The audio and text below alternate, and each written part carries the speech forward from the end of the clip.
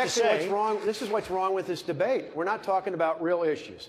And Mr. Trump, we don't need an apprentice in the White House. We don't need an apprentice in the White House. We have one right now. He told us all the things we wanted to hear back in 2008. We don't know who you are or where you're going. We need someone who can actually get the job done. And you talked about business. Well, in Wisconsin, let me finish. excuse me. No, let me talk about in this. Wisconsin, you're losing $2.2 billion right now. You're using I would do so much better than that. Mr. Trump, you're using the talking points of the Democrats. And as we all know, that failed 3 times in 4.5 years when I got elected because it is working.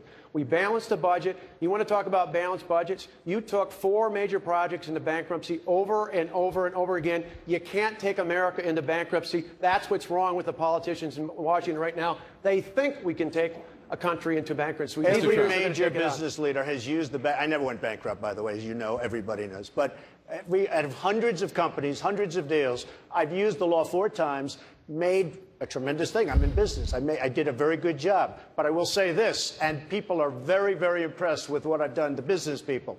But when the folks of Iowa found out the true facts of the job that you've done in Wisconsin, all of a sudden you tubed. He was #1. Now he's number 6 or 7 in the poll. So, look, we brought it out. You were supposed to make $1 billion in the state.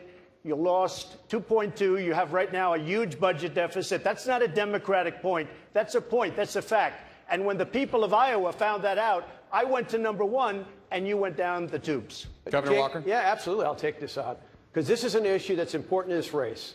Just because he says it doesn't make it true. The facts are the facts. We balanced a $3.6 billion budget deficit.